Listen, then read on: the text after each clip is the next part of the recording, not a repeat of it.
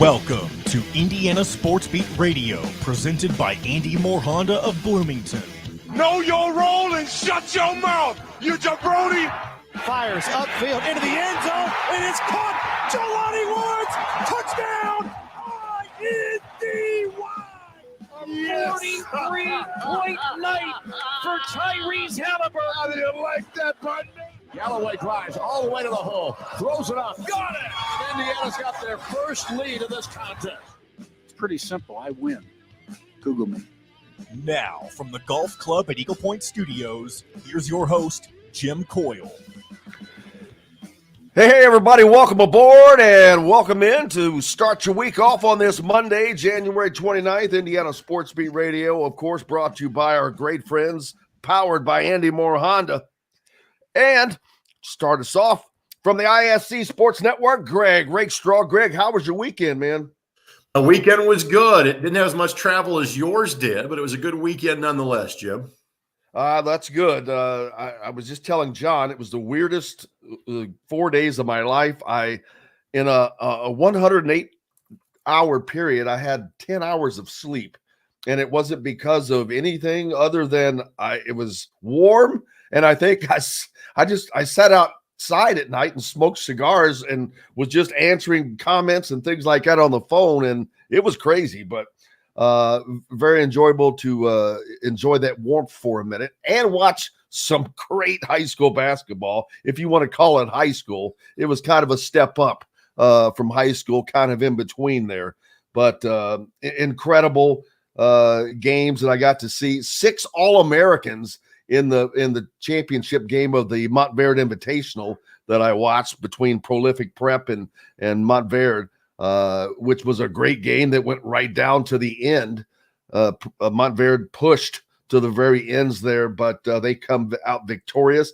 And Indiana signee Liam McNeely was the leading scorer in that game with 19 points, a big reason for that. But I know you were busy covering Indiana high school basketball with some equal powerhouses as well. But how was your weekend?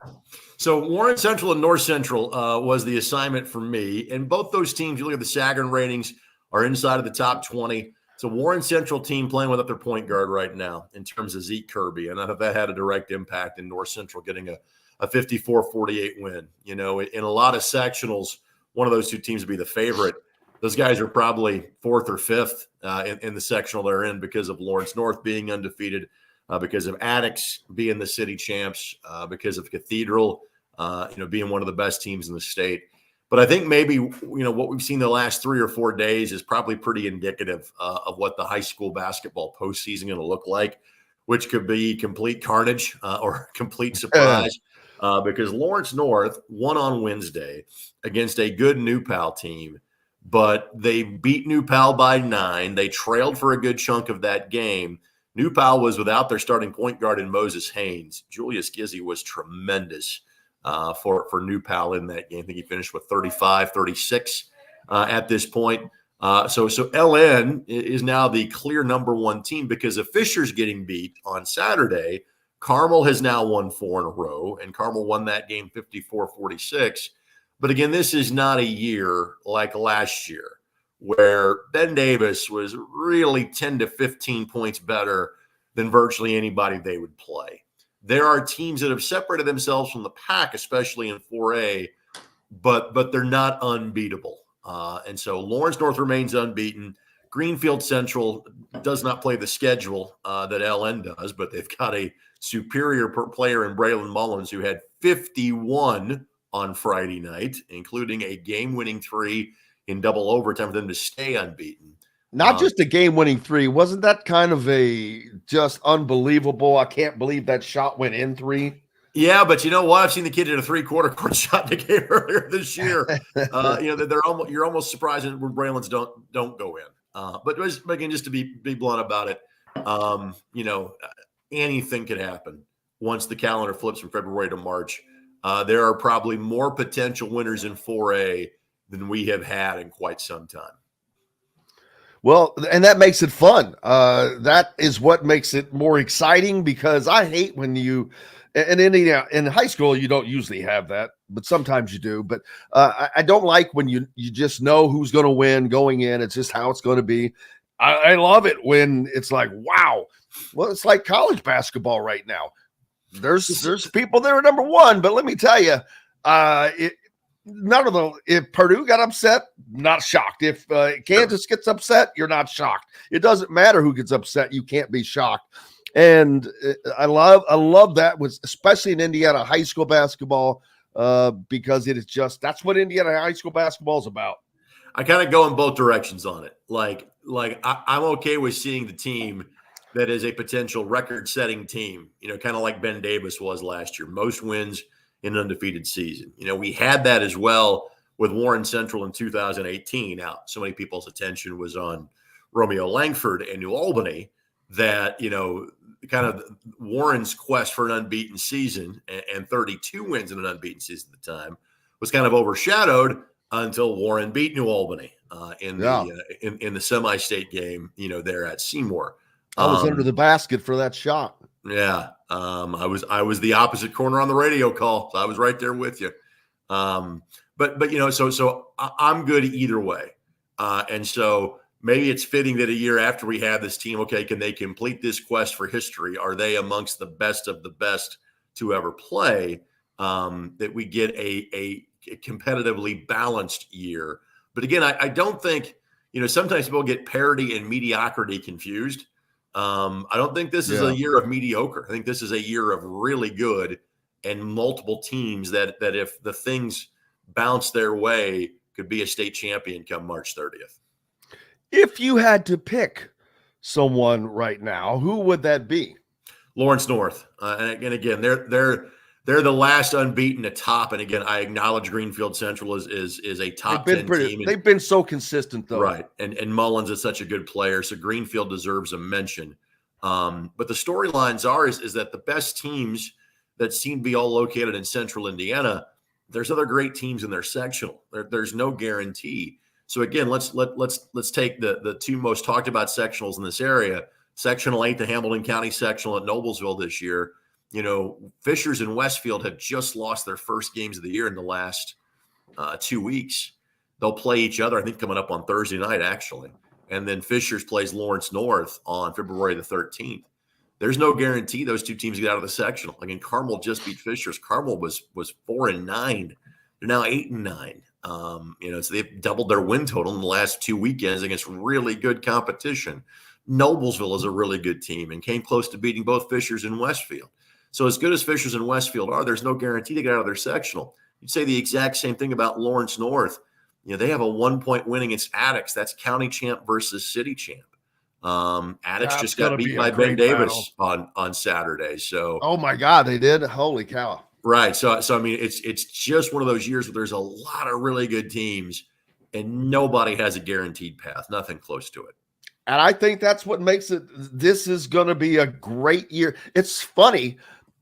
It's an supposed off year as far as the talent level in the state, but what it has given is a great level of talent and teams in the state, and you don't know jack, and I love that. Well, it's an off year in terms of talent of the senior class. It is at the top end compared to how spoiled we have been for the better part of the last 15 or 20 years. It is a down year there, in terms of, kind of major college kids. Obviously, Flory going to Kansas and now being a McDonald's All-American.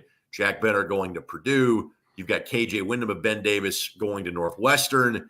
And then you start to see a drop-off of that group. And obviously, Cannon Catchings leaving the state, going to play for overtime elite, has an effect on them. But this is kind of a thin class anyway. But that is followed up by a ridiculously deep junior class. And again, that's with Jalen Harrelson leaving and going to LaPorte La Lumiere. And again, I realize that's the state of Indiana. I get it. It's no longer Indiana high school basketball. That's the teams that you saw this weekend that play more of a national schedule. And again, it's to me, it's somewhere in between high school and college basketball, and good for him.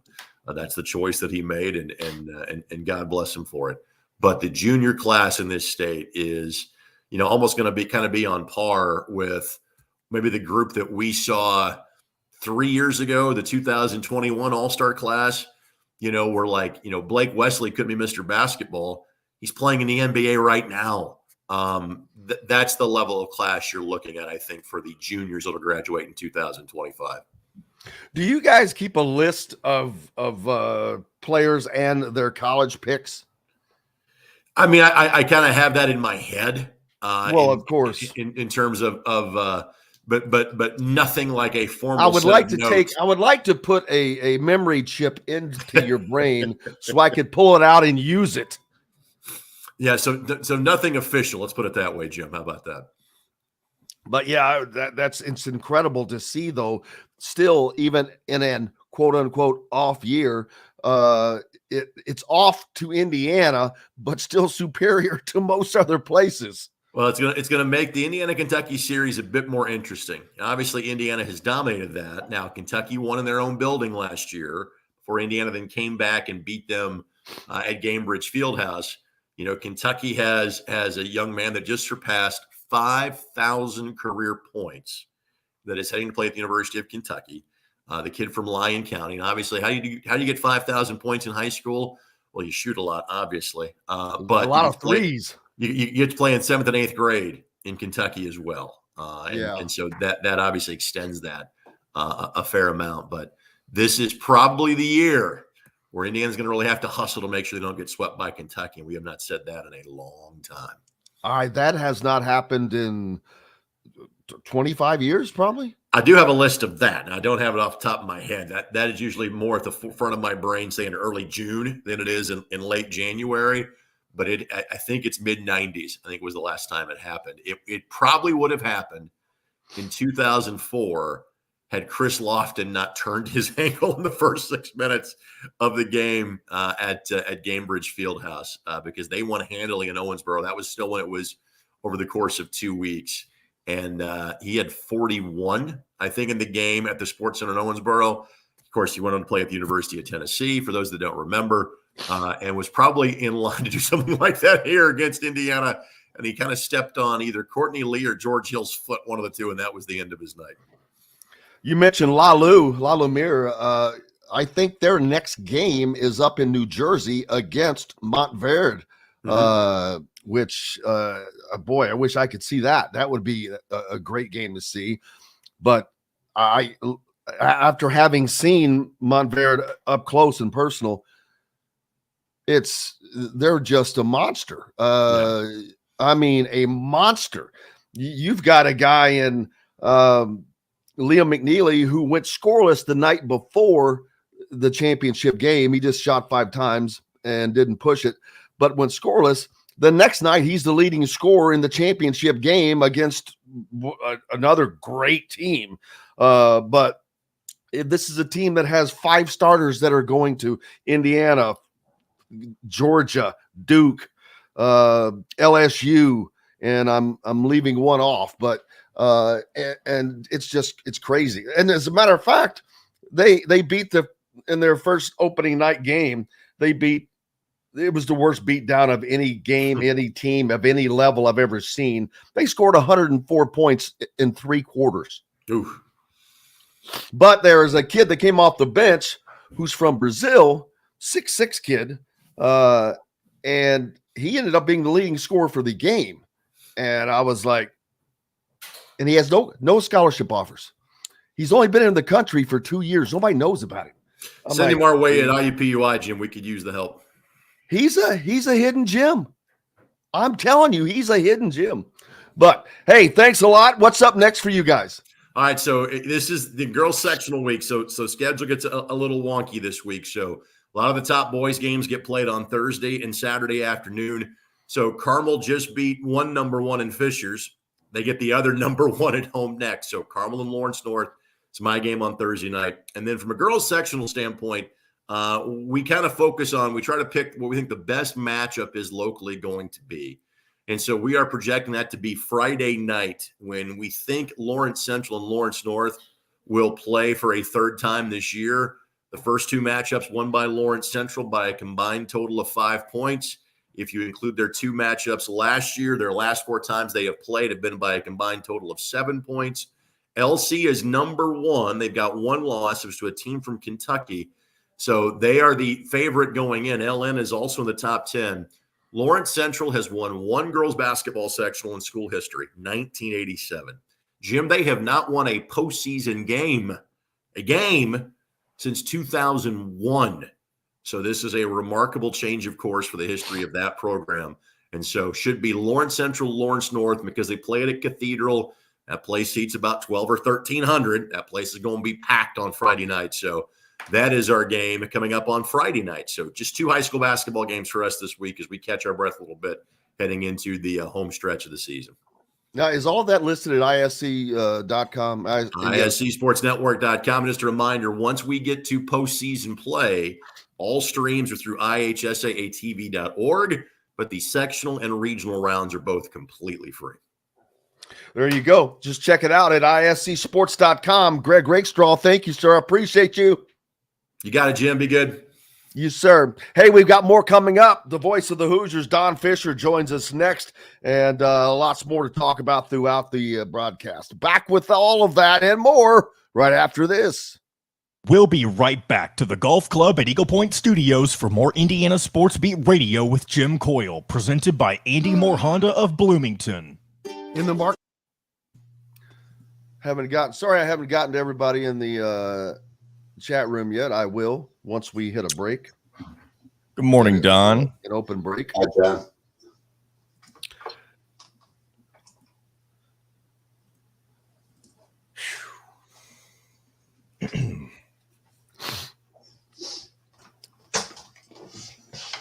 Brian Carroll listening. Can I just go with you?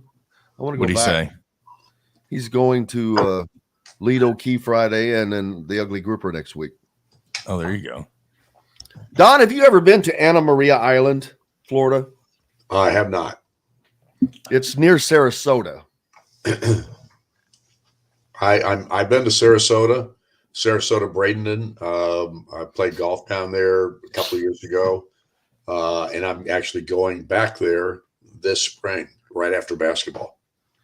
Well, if you ever wanted to head down there, let me know. I have a place for you to stay at, and a very nice restaurant that's there that is owned by one of our sponsors. Oh, cool. Who's that? Who's the person? The restaurant? Not right. It's Mike. not Mike, is it? Yes. It's Mike Ross. He's got a place. Yes. A restaurant? Yes. The very, very popular restaurant. It's called Ugly Grouper. Huh. The Ugly Grouper. I'll have to check it out because we're going. There are several listeners that have been there, and Brian, who's listening from Orleans right now, said he's heading down there next week again. I have never been able to get there. I've been talking about it for 2 years, and I've been all over Florida, but it's never been in that area. Huh. I just got back from Montverde, by the way. I was in Montverde all weekend. Watching Queen. And, yeah. Queen and Liam and Caden Allen, all 3. How good is Queen? He's pretty good. He's not a Cooper Flag. Derek is just a post player. He does not step out and shoot at all. He is just in the post, which nothing wrong with that. He's just a traditional post player. Is he quick? Is he quick? He'll probably lose a little of the baby fat he has and turn some of that into muscle when he gets to college. But he scores a lot. All right, here we go, guys. 10 seconds. Footwork. Well, Chop, I didn't do all the game. You know what? Here we go, guys. Baker and Fish House, no matter where you live. This segment is brought to you by the Chop Shop, home of the Indiana football and men's basketball coaches shows.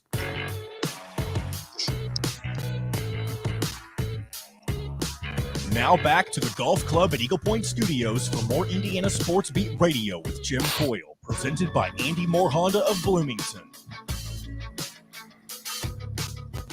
Welcome back, Indiana Sports Beat Radio here on this Monday. I hope we're getting your week off to a good start, and no better way than with the voice of the Indiana Hoosiers, Don Fischer. How are you, sir? Well, I'm a lot weaker voice than you think because I did not do the entire ball game on Saturday because of laryngitis, which I am fighting as we speak. So I'm a little weak at this point.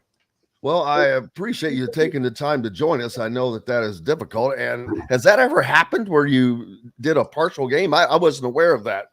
I did the first two segments of the game. We got to the second television timeout, and I had to turn the play-by-play over to John Herrick, who obviously does the pregame, halftime, postgame stuff for us. And he's a really good play-by-play guy who works a lot in Indianapolis with high school games and stuff. In fact, got a high school game the night before. But obviously, John took over for me after that second television timeout and did the rest of the contest because my voice was just shot. And it's not great right now, but it's better than it was. Trust me. Well, and that game was a close game. One of the things that I talked about heading into that is whether or not what Indiana team would we see? Would we see a team that was just lollygagging, going through the motion, or a team that will show fight and grit and determination? And I think that we saw that. We saw a team that fought for a win, that tried to win. They did the things that they need to do besides some a few dumb mistakes, but and not having Kalel Ware to have played that well and to have played Illinois that well on the road without him was a good sign at least. But I'm starting to worry that it's too little too late. Well, here's the thing. The 8 days that they had between ball games last week, I think gave them an opportunity to refocus. What's the identity of this basketball team? Well, it hasn't really had one this year because defensive play, which has been the identity for the last couple of years, that being the key to that ball club's success, I think. Obviously, Trace Jackson-Davis and some of those other players were always a factor too, but you've got to have an identity. And I didn't think Indiana this year established that defensive identity they've had the last couple of years. But in this ball game, they did that. And I thought the 8 days probably had a chance to get these guys refocused, looked in the mirror. What are we trying to do here? And that's what we saw, an improvement in their effort, an improvement in the intensity level with which they played. And without question, they played their best defensive game in some time now, in my opinion, against Illinois. It was a 62-all tie with 1 minute and 20 seconds to go. And then Indiana couldn't make free throws and didn't make any plays, where Illinois made all of them in that 1 minute and 20 and made it an 8-point win for the Illini. And that's disappointing, no question about that. But at the same time, this is a basketball team that may have found their footing again. And obviously they've got 2 big ball games coming up this week in which we hope they will show that. Yeah, you mentioned the free throw, something we've talked about all year long, and how it would have put them in a better position. Well, this was actually a time where it really could have helped them win a game, and they failed to do that. And it's still, I don't want to be, I hate to be negative, but I can't understand it. I cannot comprehend how any team that has good basketball players shoots free throws so unbelievably horribly. Free throws are not that difficult. I've done it, and I am terrible. And so I'm like, I say it all the time. I'm like, I will take any challenge that I can shoot 65% myself right now. And I don't get it. And it cost them this time. There's no question. It did. They were only 54% for the game, 12 of 22, and a good many of those misses, I think at least 3, maybe 4 in that last minute and 20 seconds. I can't answer the question why they can't shoot free throws better. You've got Trey Galloway, who's hitting like 50% in Big Ten play from the free throw line. I mean, all the guys have dropped their percentages. Xavier Johnson's now hitting 61% in Big Ten play. Galloway, 36% in Big Ten play. Think about that. Ware is down to 47% when he's been shooting free throws, 62% for Malik Renew, and Baco has also slid after he was tremendous for the first 90% of this season. He started to slide a little bit, although he made, I think, every free throw that he took, with the exception of maybe one. I got to go back and look here real quick. McKenzie, he was 4 for 4 at the line. So he's kind of back to his normal again, but he's still shooting way under 90%, which is where he was at before. So you've got a ball club right now that can't make free throws. They made no threes in this ball game. They were 0 for 9 in that regard. That's the lowest. Indiana hasn't been shot out in 3-point field goals since 2010. 14, I think. I think it was 14. Well, it's been longer than 10 years. I can tell you that since they've not made it. Oh, it was 14 years. It's supposed to be 14 years, I think. Right. 14. I think it's 14 years that they have not. That's the last time that they didn't make a 3-point field goal in a ball game. So it's an ongoing issue for the ball club. It's an ongoing issue for this program for the last several years now. Free throws and 3-point field goal shooting have been a real issue for all of these teams in the last 5 to 6, 7 years now. I don't know how you fix it, except you got to get guys who can shoot on your roster. It's that simple.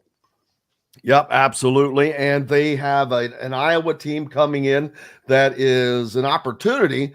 Iowa is not playing their greatest basketball, but this is a team that came into Bloomington last year and won the game and cost Indiana a shot at winning the Big Ten title. Indiana was in the race last year, and this was one of those losses that you really shook your head at.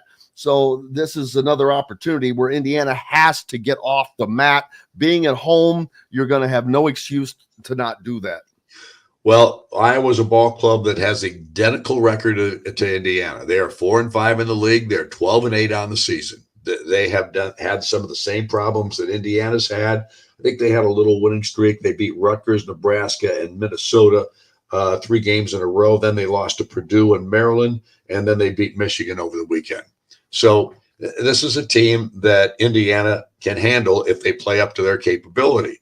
But Khalil Ware getting back is a critical factor, I think, for this ball club right now.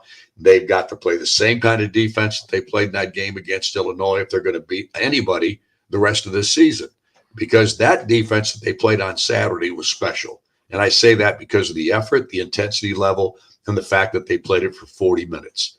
So that if they can get back to that kind of defensive play and then start to find their offense a little bit with Ware back in the lineup, hopefully Tuesday night, we don't know for sure. We'll find out perhaps more about Mike Woodson's thoughts on that tonight on the talk show. But at any rate, I think it's critical to get Ware back. He will help this ball club hopefully get back to where they have previously played some of their best basketball. Absolutely, and this is something that they need. I think postseason play is something that's out of reach now, but it's not about postseason play. It's about setting yourself up. Even if that falls apart, you have to play your best basketball going out. You cannot end a season just on a downward trend, because that will affect next year. I don't care what anybody thinks. Yeah, there's no, well, if you end the year playing kind of like Indiana has over the past couple of weeks, if you end the season in that same realm, it's going to be really a troublesome scenario, because here's the other thing. Indiana's got a bunch of scholarships available. They've only got one incoming freshman at this point, and that's Liam McNeely, who has already signed for with Indiana. They've got no other freshmen that have signed any kind of an agreement to come to play at IU. And now you're trying to get transfer portal guys that fit your program. And I think that's going to be a critical factor for Indiana next year, whether they go on a winning streak here or not. You've got to be able to find players that fit what you're trying to do, guys that are gym rats, guys that are shooters. Those are critical factors for next season. And if you're on a downward trend at the end of this year, it's not going to be pretty. And you're going to have a tough time getting some of those players to come. Yeah, guys like Dalton Connect, who they tried to get and were not successful, and who has become possibly the best player in America right now. He is. I know that Zach Edey is going to get all the awards, but to be honest with you, Zach Edey is Zach Edey because he's 7'1,000. Dalton Connect is just really a great player who is going to probably end up playing in the big league for a while. Well, I don't know anything about him. I've not seen him play. I know the accolades he's getting, but yeah, there's no question. But Indiana has to find guys that fit. That's going to be the critical thing right now. You got to have guys that fit, and I hope that they find a vocal leader in this next group that they bring in, because that, to me, right now is kind of what's missing. Well, not that, just that, a vocal leader that also leads by example. Well, and that's, I think that's where the disconnect has been. It's kind of hard to, I don't want to cut on Xavier, but it's kind of hard to count on him as your leader when he has made the mistakes that he's made. And yet again, he gets a technical in this last game, which you can look at that as, but you know the rule, you don't touch the damn ball after it goes through. And so, but it is what it is. Yeah, it was not egregious at his part, but here's the thing and this is what I don't understand about X. He knows these officials are looking at him, and he knows it because of his previous scenarios that he's taken, that he's done, how he reacts to fouls being called on him. Officials are watching X, and X has got to recognize that and be on his absolute best behavior every time he walks out on the floor. Quit reacting to every foul call and those kinds of things like you've just been shot. Those are the kinds of things that you just can't do. Really, I mean, the truth of the matter is he brings this on himself. He's brought it on himself. Stop doing that. It's just crazy. Absolutely. I think he needs to bring the officials flowers in each game and present them with a bouquet and a box of chocolates, right. Maybe something. So up next for you tonight at the Chop Shop with Coach Mike Woodson. Yep. 7:05. Low Price, who is the academic advisor for Indiana football, or for Indiana women and men in basketball. Is a terrific tutor for these kids. She will be our guest on the show tonight in our final segment of the program, and it'll be a lot of fun talking to her along with Coach Woodson throughout the show. That's a heavy load handling both teams. It is. There's no question, and she does. She's phenomenal. She really is, and we look forward to talking to her. Don, we thank you as always. It gets you off a little early so you can rest that voice, man. I need it. Trust me. I'm drowning in tea and honey right now. So. Well, wish you the best. Thank you so much, and you have a great rest of your day. Thanks. See you guys. You bet. Hey, we've got a ton more coming up here on Indiana Sports Speed Radio, but thanks to everyone jumping on the Andy Moore Honda hotline already. Fred always on, Larry, Las Vegas, Larry, Kent in Mount Pleasant, Michigan, Bob down in Georgetown, Indiana, the southern part of the state. Brian Carroll, who's from Orleans, who says he's heading to Lido Key, Florida, and the Ugly Grouper next week. Make sure you tell him. I can't remember if you did that last year and got yourself a free appetizer or something, or a hat, whatever. But I'll let me know when you're going to be there, and I'll reach out to the people and let them know. But they'll get you set up with a hat or an appetizer or something. Appreciate you heading down to the Ugly Grouper. Also, Derek saying hello from Owensboro. Brian, Ellington, Florida. I don't know. Where is Ellington? John over in Cincinnati on WKRP. Just kidding. Snowy, huh? That's not good. No bueno. Mike Shenanigans. Appreciate you. Forrest on from South Georgia. 5 lefts. Ross as well. I want to make sure I don't miss anybody. And Dr. Drew, is it snowy in B-Town? Wow, you'd think I'd know that since I'm here, but I don't see outside very often, unfortunately. I want to make sure I don't want Cheryl, our good friend Cheryl Sizemore from Remax Realty on as well. If you need a home and you're in the Indianapolis area, you know who to reach out to. Cheryl at Home Pros, Indie Home Pros. Cheryl at IndieHomePros.com. We'll get to her promo actually a little later. Kevin's on as well. We appreciate you. Man, great list. You guys are active on the Andy Moore Honda hotline today, and we'll appreciate it. We'll get back to all of that and more with Dustin Dopirak from the Indy Star right after this. We'll be right back to the Golf Club at Eagle Point Studios for more Indiana Sports Beat Radio with Jim Coyle, presented by Andy Moore Honda of Bloomington. If you're looking for a home. Good morning, you guys. Good day, morning, sir. How are you? Doing well. How about those Pacers? How about those Pacers? I mean, yeah. What sucked is I was credentialed for the 25th and the 26th, but I last minute decided to go to Montverde, Florida to watch Montverde this weekend, which was great. Yeah. But damn it, I missed that really win over Philly. Gee whiz. Some really good games. Like, I was watching and I'm like, wow, these dudes are for real and they're not hitting on all cylinders yet. No, they still don't have Ty. Siakam, you saw the value, this week just on both ends. Just what is how he moves things around, and things you can do with him that you just wouldn't be able to do before. Don't waste all the good stuff before we get on the air. Yeah, sure. How are you doing? I'm good.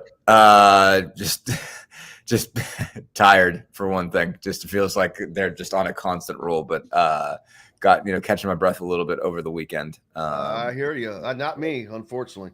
Fair. But funny thing is that box of wine that I had I forgot to take it out, and it got really cold one night. So I'm like, oh my God, I ran out to grab it. One of the bottles, the cork had been forced all the way up. Wow. Oh man. And it literally threw the tin foil. Yeah. And so I'm like, well, I can't give them that. It's probably bad. It wasn't. It wasn't. It was not. I'm like, and it was because it was a Napa Valley deal. Yeah. And I'm like, oh wow. No, that would have been just fine. But I was afraid to give something bad, but it wasn't bad at all. So I guess cold weather does not affect red wine. No, typically not. As far as I know. It's good stuff. That's cool. But no, thanks. So, where are you at? Are you happy with the Super Bowl matchup, Jim? What are your thoughts?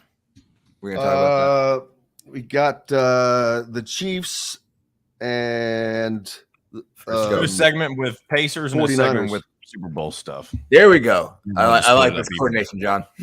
That's right. That's why I make the big bucks, right? Exactly. Jim? Exactly. I'll say this: I'm disappointed. Both teams I wanted to win lost. So fair. The Ravens just they screwed themselves. I mean, gee whiz, you cannot extend the ball over the goal line with three guys converging on you. You just can't do that. Honda Ridge Line. Go to AndyMooreHonda.com and get more to your door. This segment is brought to you by Remax Advanced Realty. Indie Home Pros team by Cheryl Sizemore. Now back to the Golf Club at Eagle Point Studios for more Indiana Sports Beat Radio with Jim Coyle, presented by Andy Moore Honda of Bloomington. Hey, welcome back, Indiana Sports Beat Radio here on this Monday. It's January 29th. Appreciate you being with us. Dustin Dopirak from the Indy Star, Pacers beat writer, joins us now. And the Pacers, man, they just have not stopped surprising us. They lose Tyrese Halliburton for a bit. They've added Pascal Siakam, which was a tremendous addition, but we've yet to see them together. But the Pacers have not missed a beat. They have won three straight. Yeah. And that not only have they won three straight, they beat a couple of great teams in the 76ers, the Suns, Memphis. Memphis is not a great team, but Memphis. I mean, trap game wasn't really the word, but I do think it's an important one. Like Memphis will beat the crap out of you. Like Memphis, like reminds me of like Memphis is to the NBA what like Rutgers and Wisconsin are to the Big Ten. Like they will just make you miserable. Like even the years when they're not good, they can run a whole bunch of guys out there that can beat the crap out of you. And like they started David.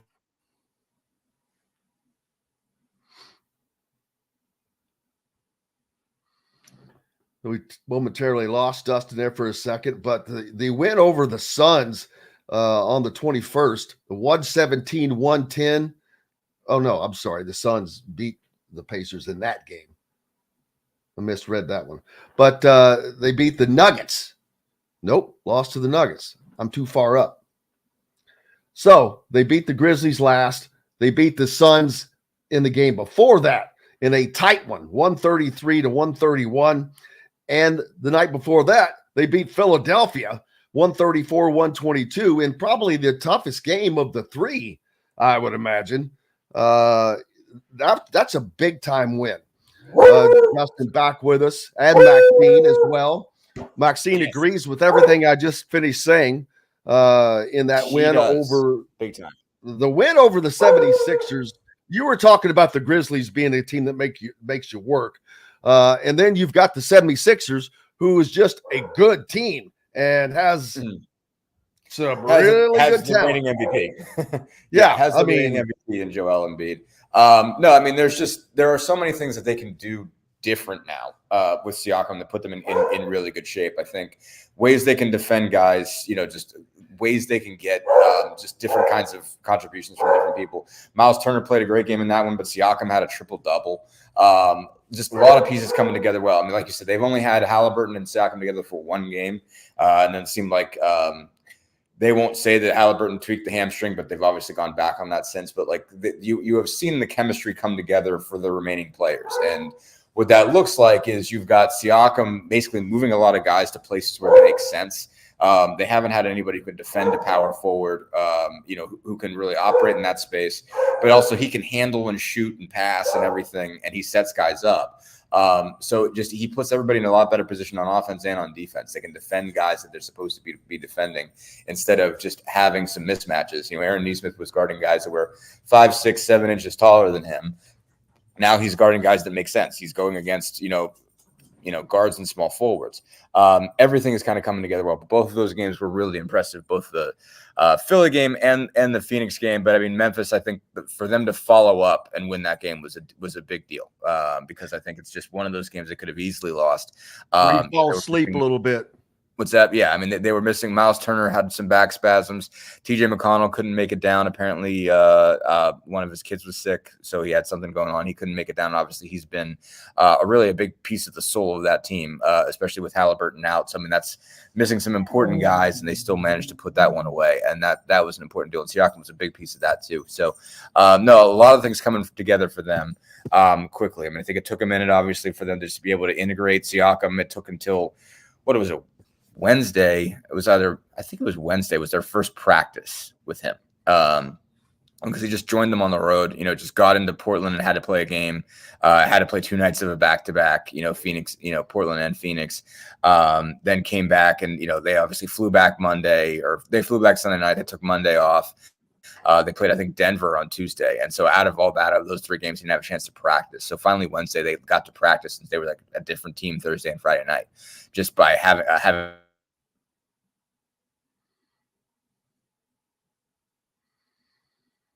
Exactly. And when we get Dustin back again, as he's having a little connection problem, I want to ask, how in the hell does Indiana, Dustin, how does getting back to the 76ers game, how does Indiana out-rebound them 55-31? I mean, that's a substantial margin. Yeah, no, I mean they do a good job of chasing him down. I mean, obviously Embiid's a problem. Now, Philly was missing some important guys. They were missing Tobias Harris, which is a big piece of their rebounding equation. So that was certainly helpful. But I mean, in that case, I mean, Indiana had more length after Embiid. I mean, obviously Embiid is massive, but Turner did a really good job of rebounding. Siakam did a phenomenal job of rebounding. Aaron Nesmith, I think, is rebounding his position now, and that makes his life a lot easier. I mean, obviously for like how he's defending helps, but rebounding is a 3 versus a 4. I mean, it's just he's boxing out people that he can actually box out, as opposed to guys that can jump over him. It's just everything. Siakam makes the matchups work, and just guys that have been fighting, losing battles against players that just had size advantages on them that they couldn't make up for. Now they're fighting against people that are their own size and they can win. And Siakam is going against guys that are his own size and he's beating them. It just goes a long way. Just that you have matchups that work. I think that's just been the biggest thing is just the matchups work now. No one's going against somebody that they don't have a chance against. And that's, they can defend better, they can rebound better, just that those sides of the ball get a lot better. And obviously they can seriously score, and Siakam doesn't drag them down in any way, shape, or form. But just they can win on the glass now. I mean, they haven't been a great rebounding team, and that's been part of the reason is, they've been able to rebound at center, where they're mostly even up with everybody else. Guys like Jalen Smith can really, grab boards. But they'd been, even really before Christmas when they made a switch to put Jalen Smith in the starting lineup. I mean, they were just overmatched on the glass, from 1 to 4, but really at 4 and 3. Was the place where they were really hurting because it was Mathurin or Hield playing the 3, and Nesmith at the 4, and just you're losing that battle. And Obi Toppin's just an okay rebounder. He'd been starting at the 4 for a while, and so they were losing those. And with Siakam there, they're winning those. It just changes the math, changes the geometry. Just changes the height advantages up. Now they have matchups that make sense and they can win them. And not only that, you look at the assists in that Philadelphia game, 35 to 24. They're sharing the ball and getting all this scoring as well. They're scoring a lot of points, but when you're sharing the ball like that, makes scoring a hell of a lot easier. Yeah, I mean, they already had that was sort of like roped into their DNA to start with, just from Halliburton, just from the way he plays the game. And just their general approach to basketball is just, pop the ball around and, find the easiest shot. And they're really good at it. And they've been good at it from the beginning. So, but you add Siakam to that, and Siakam plays that way, to start with. Again, you've got a power forward who can really pass and really handle. And again, he's 6'8" with a 7'3" wingspan. So you get a guy that's got, he can handle the ball in traffic, did a really good job of doing that yesterday against Memphis, and find guys. He's looking to pass. He is an unselfish player. And so you get a guy that can score to really be your second level, your number 2 scorer, but also likes to pass the ball, almost as much as your number 1 scorer does. And that just creates a really, really balanced attack. I mean, I think almost every game that they've had since Halliburton's been out, they've had 7 guys in double figures, 7 guys in double figures. So all of your starters and 2 bench guys are getting to at least double figures. And that's, that's been a standard for them most of the year. They've got 8. I know at the time of the trade, which this included Bruce Brown, they had 8 guys in double figures. I think they still do, averaging 8, 8 guys averaging in double figures. I mean, that just tells you so much about what they do. I mean, they're leading the league in assists, and that's how they operate. That's how they play. And that's ingrained in such a way is that if Halliburton's out, it doesn't change. Obviously Halliburton can make plays that nobody else can make. I mean, he can shoot as soon as he crosses the timeline. And that changes the geometry drastically. But as far as just pushing the pace, moving the ball, that's ingrained so that whether Halliburton's there or not, that's still what they do. Yeah, and then they've got the Celtics in Boston tomorrow night, and then they play the Knicks after that. But even looking forward, they have the Warriors at home on February 8th on a Thursday. So looking forward to that game. Right. Yeah, and a lot going on in Sacramento on the I think it's the 2nd. Then they're on the road for the 4th, and then I got to think the 6th. Home games is 6th and the 8th, and I know it's definitely Golden State in there. I mean, Golden State's quite beatable right now. That's definitely it's always a fun game to watch to come see superstars, like Steph Curry. Golden State's in a position where they need to win some games. So I promise you, he's not sitting that one. But yeah, they got Houston. Trace Jackson Davis is not with them right now, is he? I think he is. I mean, I saw him on the bench. He might be playing less since Draymond's been back, which we had. Well, I know that they had sent him back and forth a little bit for. Yeah. He might be doing. I mean, like you see what they're doing with Jarris Walker and Ben Shepherd. I mean, Jarris Walker gets set down for a noon game and brought back up at night. I mean, so it's like obviously with G League, and I think they should normalize this. Frankly, you don't think of basketball G League the same way that you do as minor leagues, where you got to send a guy away for a week or something like that. And he's there as long as you want him to be there. Like with G League, I mean, it can be like AAU ball. I mean, like Walker, they have, especially with the Pacers and the Mad Ants. Mad Ants playing at Gainbridge now, so like they can literally play a 12:30 game and then come up and play it at 7 o'clock. It's more like JV, like it's basically like they can play in the JV game, is sort of what it's like. And then I don't know how far away Santa Cruz is from San Francisco. I don't know my California geography that well. But I imagine it's a deal where it doesn't take much for him to go down to Santa Cruz and come back to San Francisco with the jersey on. So I think he's still a really big piece of their plans and a really big piece of their team. Certainly, again, like Draymond's going to get the minutes as long as he's up there, but you never know. I mean, Draymond can get suspended any day of the week. All things are possible, like he can get enough text. I mean, like it's not, you cannot presume if you're the Warriors that you have Draymond for the rest of the year without him doing something, just wild on the court. So, man, there was a funny skit on Saturday Night Live on the Weekend Update and that referenced Draymond Green, and I cannot remember what it was, but it was pretty hilarious. Right. We've got to take a break. We've got lots more coming up. The Super Bowl is set. Maybe some surprises there or not for the results, but we'll talk about that and the Hoosiers as well. Right after this break with Dustin Dopirak from the Indy Star. We'll be right back to the Golf Club at Eagle Point Studios for more Indiana Sports Beat Radio with Jim Coyle, presented by Andy Moore Honda of Bloomington. In the market. Oh, man, I saw some great basketball over the weekend. I mean, there were some freaking great games. There was. The Montverde Championship was no easy win. I mean, they were tied with a minute to go. Wow. Shoot. 6 McDonald's All-Americans in the game. Who'd they play? And the only reason there were 6 is because you're only allowed to have 3 per team. That's crazy. I heard that all 5 starters on Montverde had enough votes to be in, but you're limited by that. But I get that. I get that. That's that's the tough part about the whole thing is that you can create these super teams, and they do. Yeah. Yeah, for real. And it's just like there's a part of that it's like, okay, like you don't really want it. You don't want the McDonald's All-American game to be Montverde against IMG. Exactly.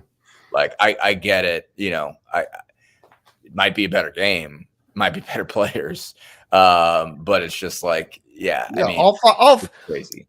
And the funny thing is, the most enjoyment I had was their first game Thursday night. They beat a team. It was the biggest beatdown of any sport at any level I've ever seen. They had 104 points at the end of the third quarter. Shoot.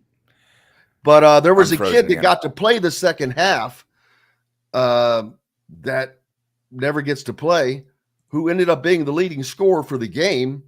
Oh, shit. Lost him. It's all right. I wonder why. I've noticed it happens to him. Not every time he's on, but every couple of times. It's probably his position in his house where he sits. He needs to get a booster. How much time do I have? 1 minute. Run and get that coffee. Coffee. I'm back. And he went to go get his coffee. Okay, no problem. We're back from break in about 40, 50 seconds anyway. Okay. I'm sorry this keeps happening. I don't know why I'm having spotty internet in the morning. I No, you're good. It happens. It's like I pay for this. I have no idea like why like on random Mondays at 9:30 it like this needs to take a break. Like what? So I don't know. I mean, I guess my wife probably is probably on a streaming call too at the same time. So that's probably Yeah, you never know. That could be the case for sure. I forget what I was talking about, but it doesn't really matter. You were talking about Here we Montverde. go. Choose from one of the gorgeous Stonecrest Signature Series house plans. We have several lots available with scenic views of the golf course. Contact Amy Rhoda with Ravesco Real Estate for additional information. 812-583-0919 or go to mystonecrestliving.com. That's mystonecrestliving.com for more details. This segment is brought to you by the Ugly Grouper.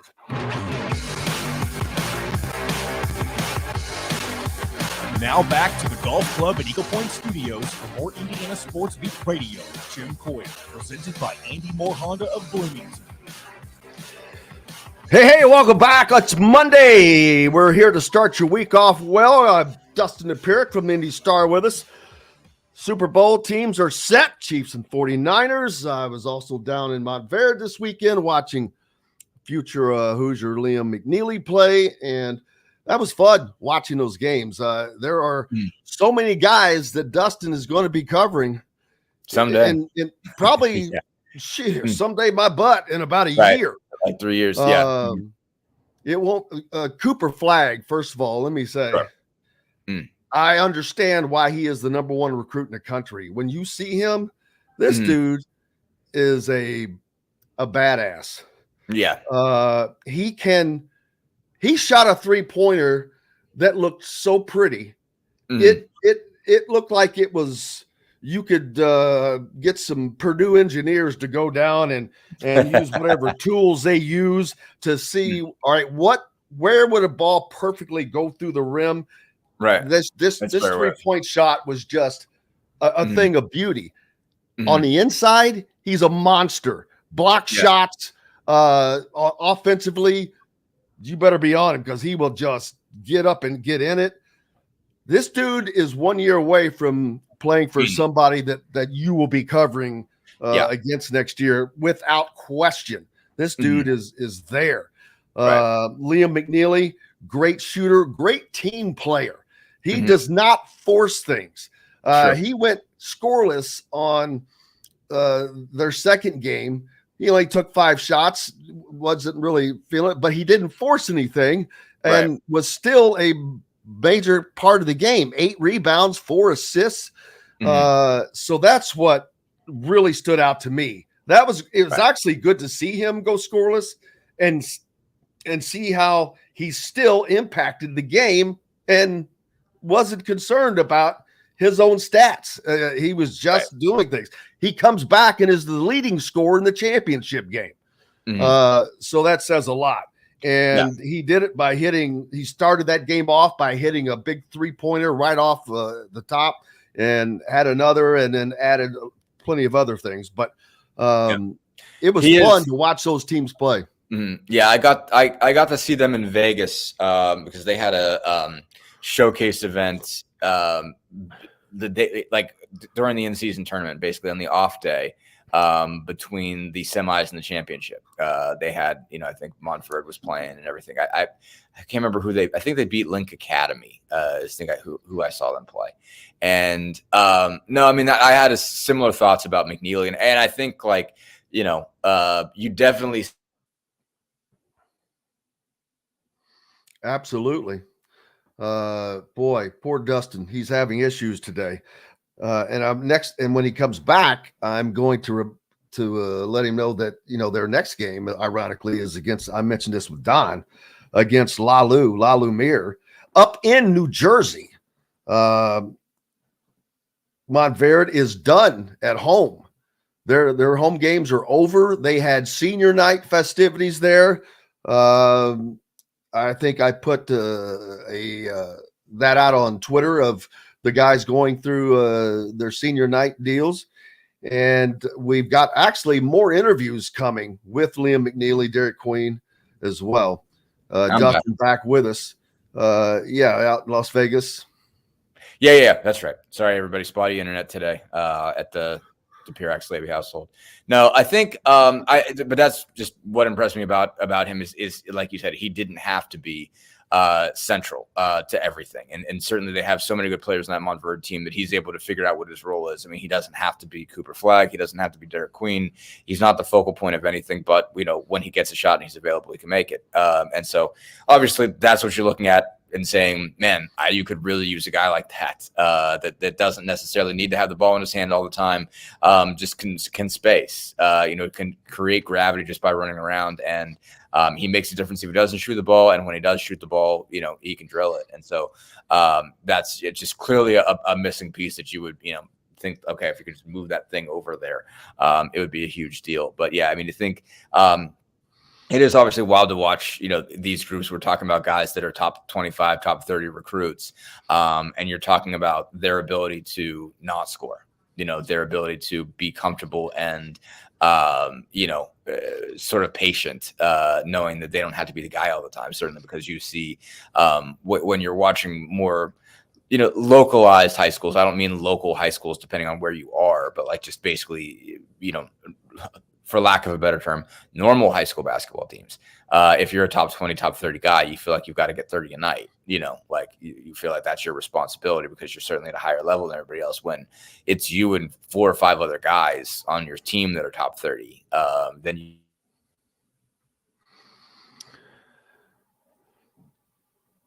Sean brings up a great point. He says he's with Woodson. He's concerned that, daggone it, that Malik will not, or that Derek Queen wouldn't sit behind Malik. He would play alongside. I don't know how that would, A, be possible, B, acceptable by Derek Queen. I don't think he is planning on sitting on any college team that he arrives to next year, number one. Number two, with the addition of Liam McNeely, if you have Mbako, I don't know that works. Dustin back with us. Welcome back. Cotter. I was just talking that with the addition of, they're Indiana trying to add Derek Queen from Montverde. Sean brings up a good point that says that with Woodson, he's concerned that he wouldn't sit behind Malik. He will play alongside, thus continuing the same stagnant offense Mike Woodson has put forth. I don't know how that would be possible when you're adding Liam McNeely. If Mackenzie Mbako is on this team, there's no way you could play both of those guys at the same time. It just does not work. You would have to have, yeah. No, I mean, obviously, certainly, and obviously I've stepped away from the beat, so I haven't heard as much as, of his rationales, but obviously certainly been watching what they're putting together. I mean, I think, you got to go back to the beginning and remember that he did intend to play a 4-out 1-in offense. That was initially the goal. I don't think I think he just went out and got the best players he could get. And I think that was sort of the view is like, okay, I'm going to get the best players. I'm going to let the best players play. And I don't think you can deny that Kel'el Ware and Malik Reneau are 2 of his best players. And so it's a very difficult scenario to say, all right, well, are you going to put in another guy who's not as good, try to, does it make more sense to run what was your initial offense, or does it make sense to play your 5 best guys? And especially if your 2 best guys are bigs, what do you do with that? And so he's put himself in a tough scenario. And I think that goes back to sort of what a conversation I've brought up on here a bunch of times, that I was never really concerned that he could recruit, that he could convince guys, especially at a professional level, guys that believed had every right to believe they could be pros. Would, I always thought he'd be able to recruit them and make the pitch that he can make them better. The question is always, what could he build around them with guys that aren't necessarily NBA players? How does he, look at how he fills out the rest of a roster and the rest of a lineup? And I think that's been the part where that he struggled so far, is getting the pieces around your superstars to fit and getting, star players that make sense together. as opposed to just getting star players. Obviously, you can't say that it made sense to not go get Malik Renew at the time, or that it made sense to not go get Kellel Ware at the time. But what you're looking at now is a pretty slow plotting team that doesn't seem to have a sense of what it wants to do, and certainly doesn't have any shooters at all. Just going an entire basketball game without making one single 3-pointer is wild at this day and age, and record breaking. Yeah, and as we talked about before, Indiana went 14 years between not hitting a 3-pointer in a game successfully. And as a matter of fact, you go all the way back to when Christian Watford was a sophomore. And not only that, I believe that class also had Mo Creek and Jordan Halls in it, if I'm correct. Dustin, yeah. I was talking about Indiana goes 14 years since they've not hit a 3. And that was Christian Watford's freshman year with Tom Crean. But if I'm correct, that also means that class included Mo Creek and Jordan Halls, 2 prolific 3-point shooters. So it just nuts that it has been that long, but it shows the lack of ability for this team. And it's just crazy to see that. But we're going to go ahead and take a... Am I back? There you go. He's back and I'm alive. back. Okay. Sorry. Hey, let's talk about the Super Bowl, man. The Chiefs and the 49ers. The Chiefs you can never be surprised that they're in it. But I expected better from the Ravens, who were playing at home, no less. But they just bit themselves in the ass. Really did. when you have a chance to score and extending the ball over the goal line, I understand wanting to score, but there's 3 defenders converging on you. You just cannot do that. And this is the same guy who got a flag for taunting on the same drive after making a tremendous play, but loses 15 yards of it because he's an idiot. Yeah, that was not smart football by Zay Flowers. Not smart football at all. That's really tough. I certainly get the extension, certainly more than I get the taunting penalty. The taunting penalty was really dumb. You gotta know time and score that. You're behind, man. You need a big play so bad. Just get up and get out of town. Frankly, it just struck you like the Xavier Johnson tech at the end of the Illinois game, or at halftime of the Illinois game. So it's like very similar. Like, you made the play, you're in a position where you cannot afford to take a step back, and you take a step back, and it's killer. And I think, again, I get I get the extension. It happens. It's a guy trying to make a play, and you're going on instinct at that point. Like, you're only thinking and processing everything so fast to realize there's 3 guys there and you're in danger. You're realizing like you need to do something, and you're probably also thinking, man, I screwed up earlier, so I've got to get this ball in the end zone. Like, I really got to do it this time because I messed everybody up, and then you put yourself in an even greater, even worse situation. So yeah, that a lot of dumb stuff happened. I think you can't look at this game and say, man, Lamar Jackson can't win the big one, because he did some phenomenal stuff, just phenomenal stuff.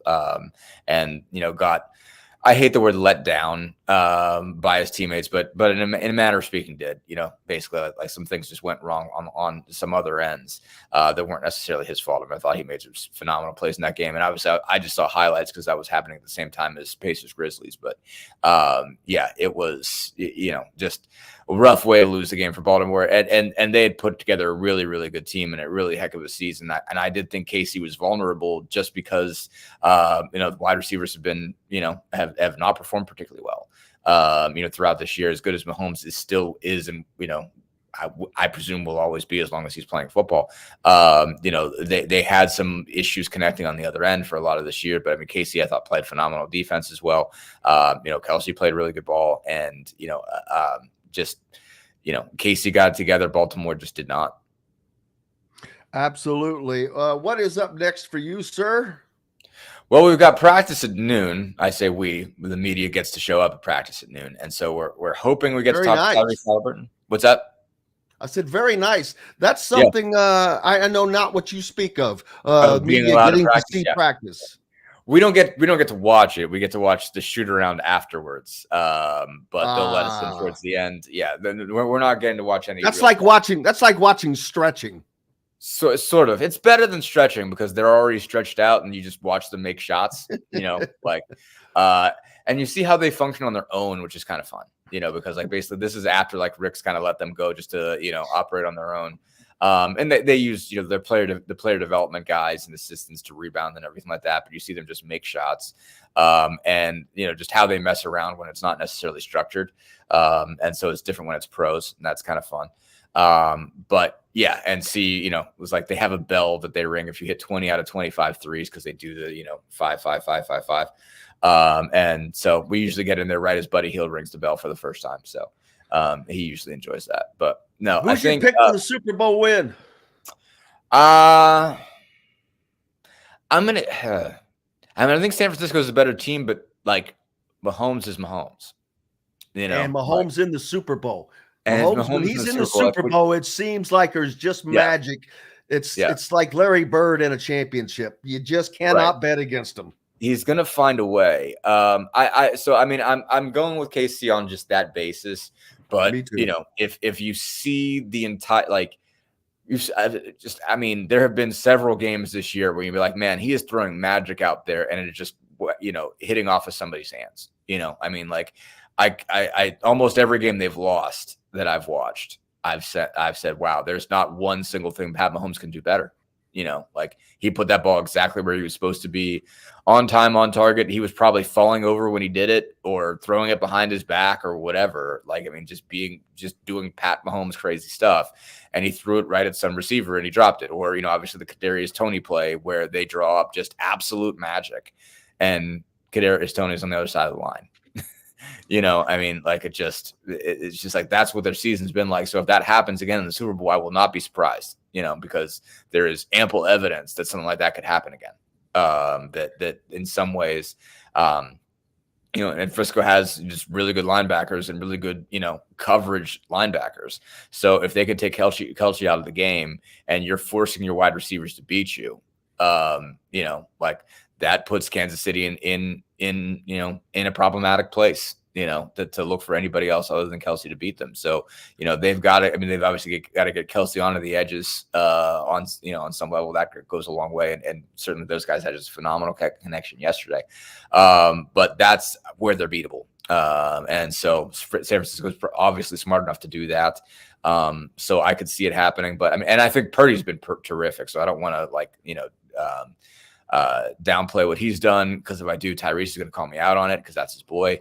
But all the same, I think you just tend to go with a more experienced quarterback than the guy that's won it before. You almost always, I think, when it comes to these games, that goes a long way. Having that benefit of the doubt goes a long way. So I got to say Mahomes until I see further evidence, I guess. And they're trying to build on or create a dynasty. They have 2 Super Bowl wins. I think 10 straight playoff appearances. They want this to add to their mystique, and I think that they're in a good position to do it. Well, man, I don't think he's failed to reach the AFC Championship game, right? Like since Mahomes has been the starter, they've been in the AFC title game every year, at least. It's nuts. They've lost. He's lost to Brady and Burrow, and that's it. It's crazy. It's nuts. So we'll look forward to that, and look forward to your coverage of the Pacers at the Indy Star. Make sure you are following Dustin. If you're not, you're missing out. Appreciate you, my friend. Appreciate you guys. As always, hey, we got lots more coming up here on Indiana Sports Beat Radio, brought to you by the Ugly Grouper down on Anna Maria Island, Florida.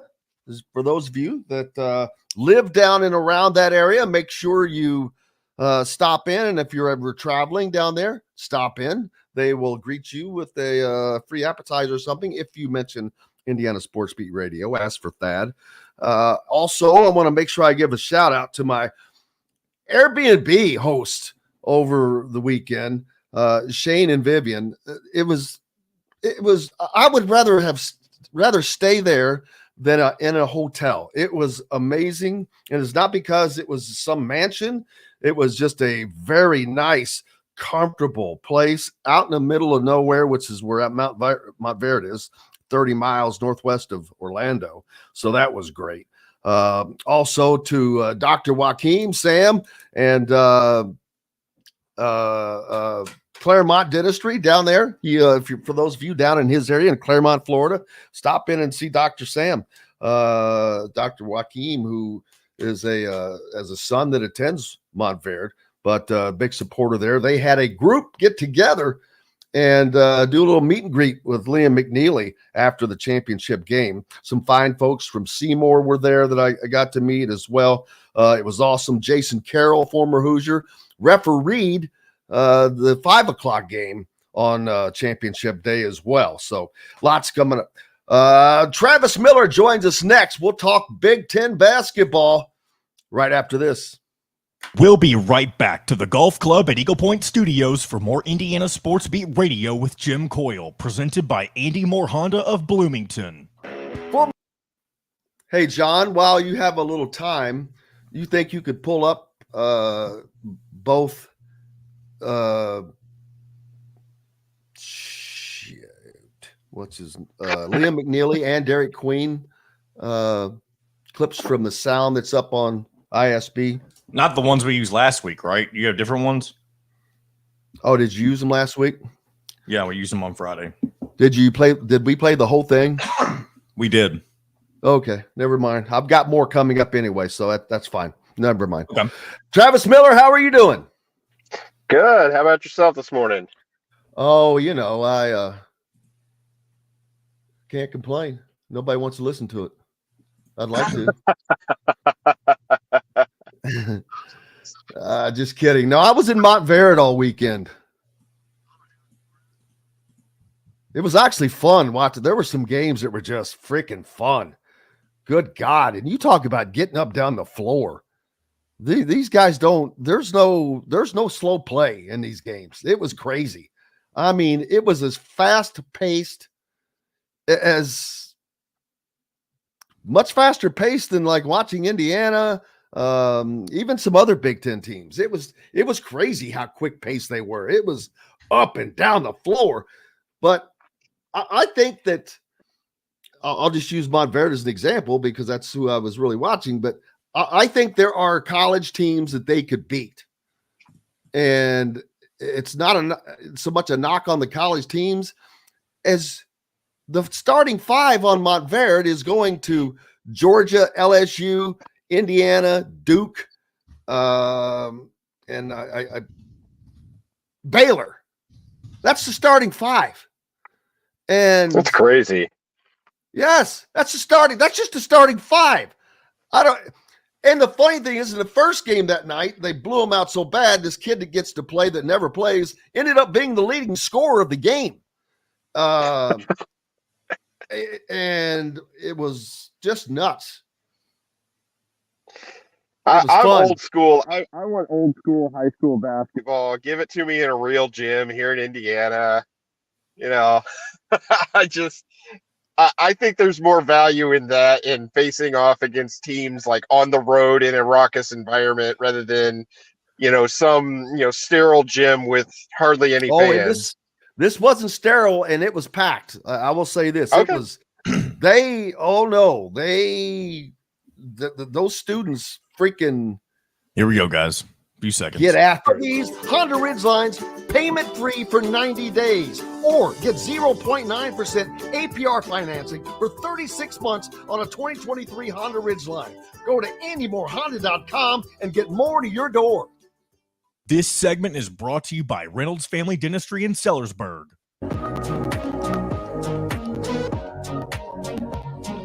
Now back to the Golf Club at Eagle Point Studios for more Indiana Sports Beat Radio with Jim Coyle, presented by Andy Moore Honda of Bloomington.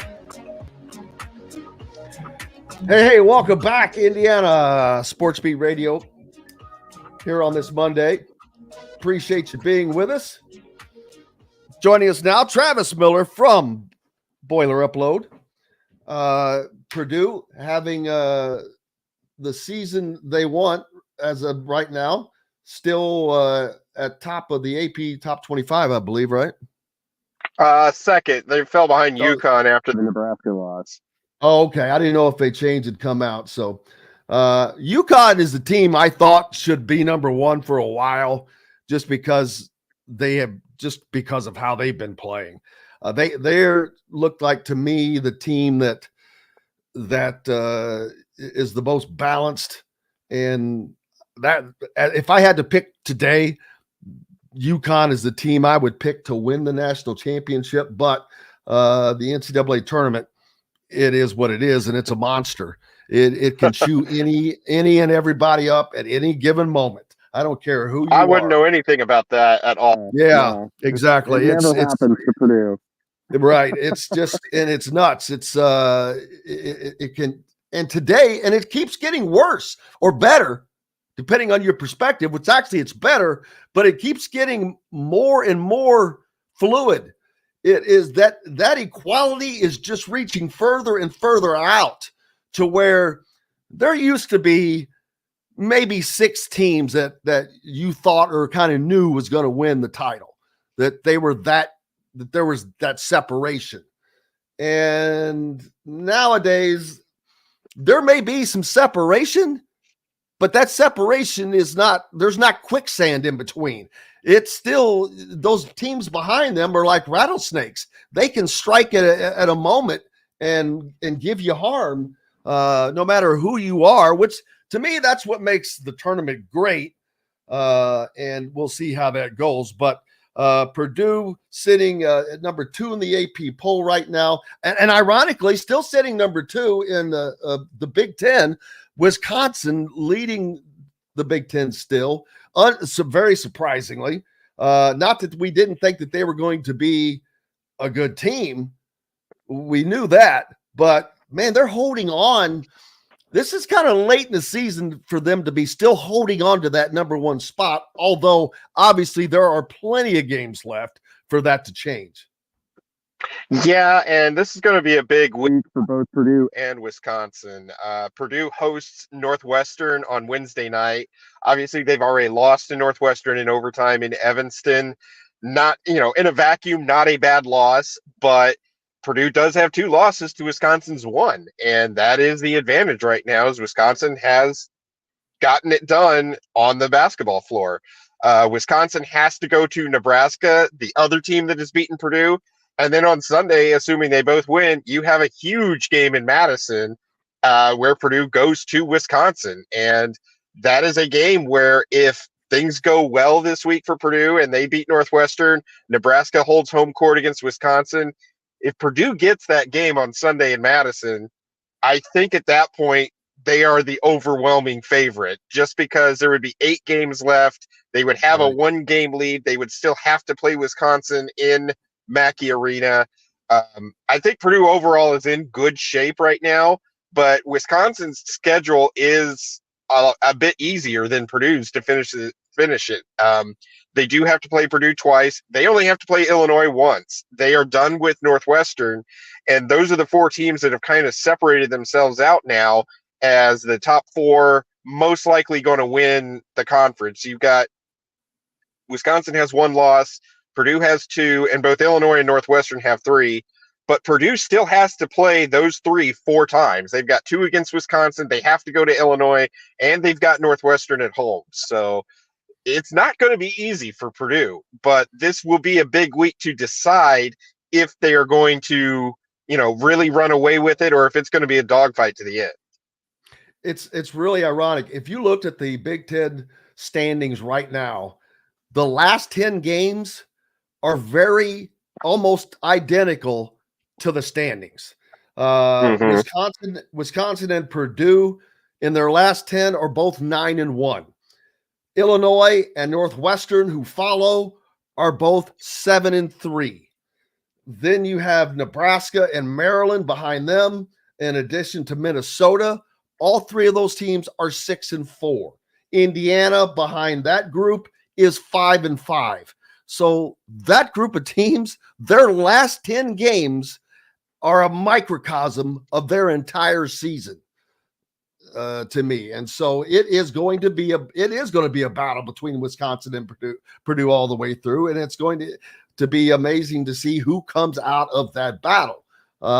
Northwestern is a team that can just they're like a snake. They're because of their guard play. They can bite anybody at any time. Illinois, more of a grinder, have gone through some adversity, but they're kind of an amazing team to me because of the adversity they've been going through and still maintaining where they are. And in addition, they got by Indiana over the weekend in a very, very tough game. Indiana without Khalil Ware. That would have been interesting to see the difference had they had him. But it's been an interesting season nonetheless. Yeah, I agree. And it's just going to be interesting to see how things do go out down the stretch. You still got Michigan State, I think, is a dangerous team. They were, one of the co-favorites with Purdue in the preseason. Obviously, their year has not worked out as you would think, but they're the kind of team that can spoil it for somebody. And then you still have Nebraska has an excellent home court advantage. Northwestern, excellent at home unless they're playing Chicago State for whatever reason. I still can't figure out that loss, but it does not count against them in the conference standings. And then, you still got Maryland. Maryland seems to be coming on strong. I think they're playing some pretty good basketball of late to get to 5-5. And again, they're going to be a team to watch out for that could beat, they already won at Illinois. I'm not sure when they play Wisconsin or if they play them again, but that's another game Wisconsin's got to watch out for. Yeah, you know what? I'm glad you brought that up because they are a team of growth. Last year, I've said it so many times, they couldn't buy a win on the road.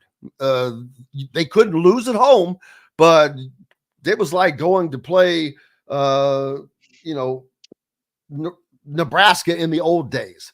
Automatic win. Not now. They won at Illinois, a very, very tough place to win. They won at Iowa. Again, just winning on the road in the Big Ten itself, that's hard to do. Mm-hmm. And a team that has not had success at doing that, they are doing that, and they are moving up the standings. They're one of those teams that they're 6-4 in their last 10 games, but man, they look like a team that is trending upward. And if you're a fan of that team, there is nothing more you'd like to see this time of the season as your team is trending upward as you head towards tournament time. Right. And, I think they're one of those teams in the conference that can play themselves into the NCAA tournament. Right now, you've got Purdue, Illinois, Wisconsin, I think are locks. Northwestern and Nebraska are in pretty good shape. They could use some better computer numbers. Michigan State the computers love them because of who they've played, but if they were to get in, if you name the tournament right now and you put Michigan State in it, that is name recognition alone, honestly. Yes, I agree. They have not played the kind of basketball that I think is deserving. Yeah, but Maryland is a team that can play their way in there. And then I honestly look at Minnesota. Look at what they're doing at home. They have already won more games in both the Big Ten and overall than they did last year. They are an improved team. Are they going to win the Big Ten? No. Are they going to make the NCAA tournament? Probably not. But you're going to have to be on your guard if you go up to Minneapolis to play them. And they can cause some problems. They nearly knocked off Wisconsin last week, too. Yeah, it's going to be interesting to see who continues and who wins the Big Ten tournament. Everyone expects Purdue to do that, and that very well may happen. But I think this year there's always the possibility of an upset this year, more so this year than any season recently, because Wisconsin's good, because Northwestern can step it up, because Maryland's playing better.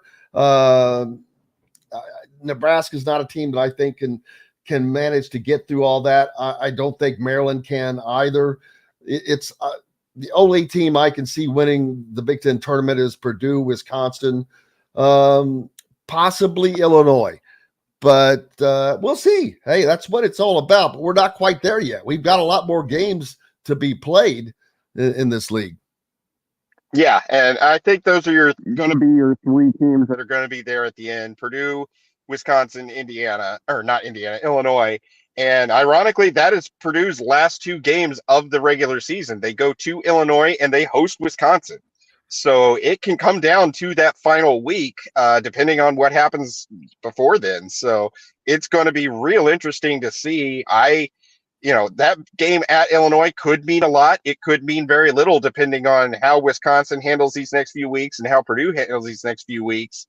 And then historically, Wisconsin has not done well in Mackey Arena. I believe all time in the 50-plus year history of Mackey Arena, Wisconsin has won 6 times. And one of those was an NCAA tournament game in 2021. So it's been a house of horrors for them, but they have had at least a little bit of success of late. They did win there 2 years ago. So if they're able to win in Madison, that game at the end of the season is going to be huge in West Lafayette. There are 4 teams that are undefeated at home yet right now in conference play. 5-0 are Wisconsin, Northwestern, and Nebraska, ironically. Purdue 4-0, and Illinois 4-1. But we're not even halfway yet. We're one game short of being halfway, which is quite amazing. It seems like we're further along in the season than we really are. Yeah, and you talk about home versus road. One of the things that I think is neat is yesterday Purdue had 8 guys complete what I call the Delaney dozen. That means they have won in their careers in all 14 Big Ten arenas, which is most, I think on my sheet that I'm tracking it, there's like 34 guys that have done it. Only 7, I think, have done it not with Purdue.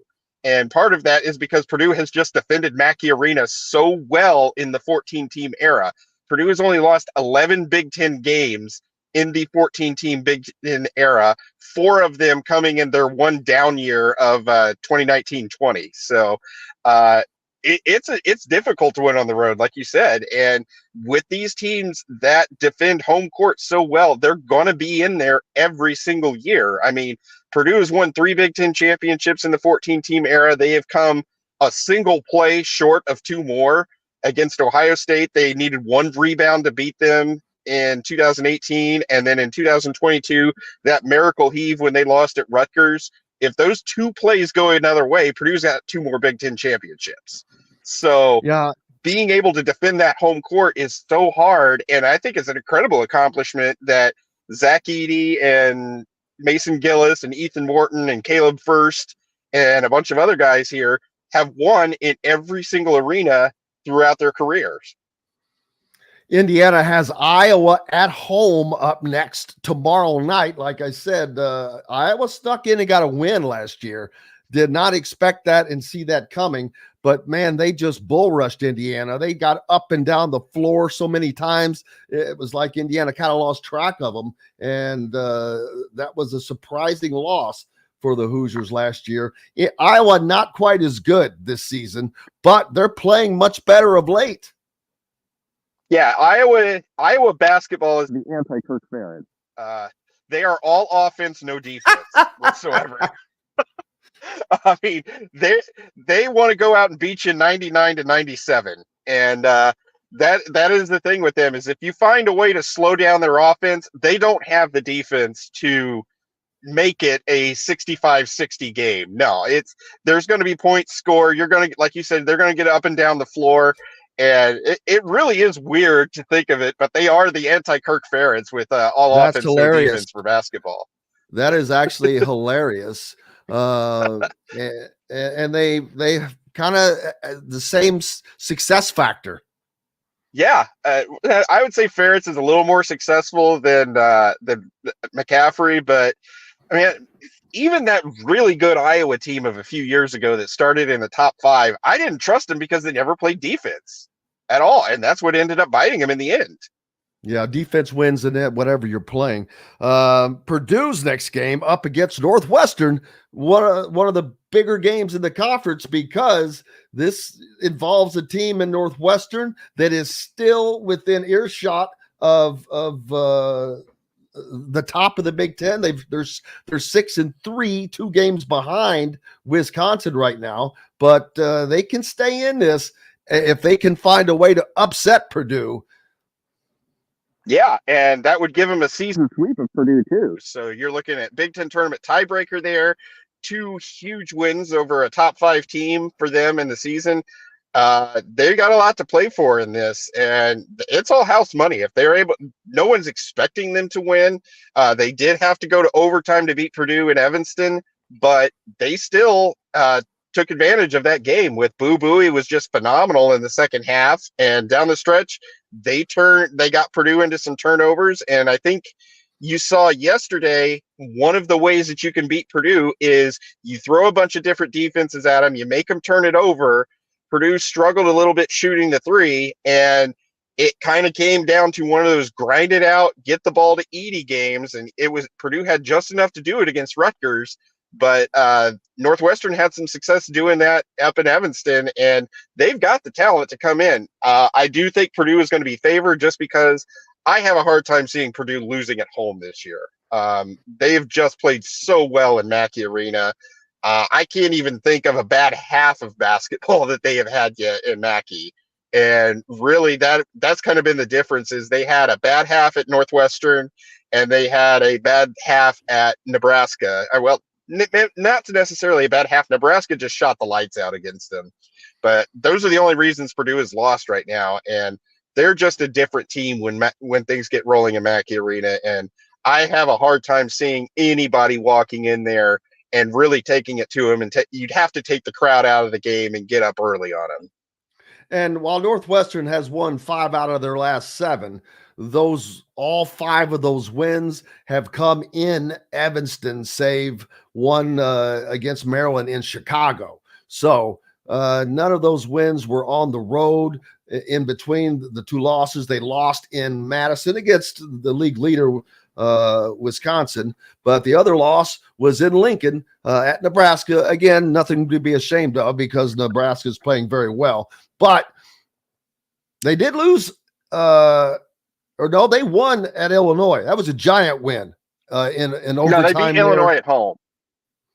They beat Illinois at home. Yeah. My bad. That was also at home in overtime, and they had to take Illinois to overtime to do that. But that's still a really good win for Northwestern.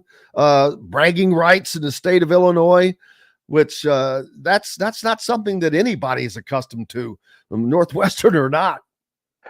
Well, no one is accustomed to Northwestern NCAA tournament regular, honestly. Well, I mean, yeah, they've made it twice now in the last 7 years, and they look well on their way to a third one. You just look at what Chris Collins has done up there. I mean, they were in the Big Ten race very late last year, and they beat Purdue. They've beaten Purdue twice now when Purdue has been ranked number 1. And that is great. If you are Northwestern, you're talking about a team that just was moribund for decades. And I still think they have like a 90-year streak of not winning the Big Ten. But to finally get that monkey off their back and get to the NCAA tournament, and they've won a game both times that they've gone now. So it's not like they were just happy to be there. No, they've done a little bit of damage once they're there. So you're looking at the golden era of Northwestern basketball, which is incredible to say. I can't believe I'm saying that. Indiana has a home game again tomorrow night, and they have got to bounce back from a tough loss at Illinois, to where they played some of their best defense of the season, and they were without Kalel Ware. Obviously, that made a difference, their leading scorer. And while they played them well and played them close at the end of the game, they let it slip away.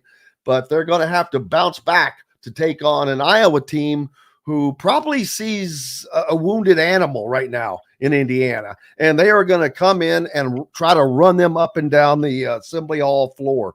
The Branch McCracken court, I should say. Indiana's kind of in an interesting position right now. I think they should be a better team than they are, and they've had some moments. You and everybody else. Well, they've had some moments where they've shown they can compete, but they just lack that consistency right now. I was honestly shocked that they lost by 20 plus to Purdue. I expected more out of that game. I expected them to put up more of a fight in a huge rivalry game at home, but Indiana's shown that they can hang with the best. I mean, they hung around with Wisconsin. They hung around at Illinois. Had an opportunity to beat Kansas. The step for them is to start getting right at home, defending that home court, getting some confidence there, and then that can lead into getting on the road and getting a couple wins. It seems unlikely they're going to go to the NCAA tournament this year without a solid win streak here, but they've got something to build for, and depending on who returns next year with jumping to the draft, and I know they've got a good recruiting class, they're in a good spot to build for a solid season next year. We'll certainly see, man. I appreciate you. Look forward to the games coming up soon. We'll talk to you again next week. Thanks. I appreciate it. You bet. Travis Miller from Boiler Upload. If you're a Boiler fan or just want to get some Big Ten information, make sure you give him a follow. We've got more coming up here on Indiana Sports Beat Radio. Back to it right after this. We'll be right back to the Golf Club at Eagle Point Studios for more Indiana Sports Beat Radio with Jim Coyle, presented by Andy Moore Honda of Bloomington. In the market.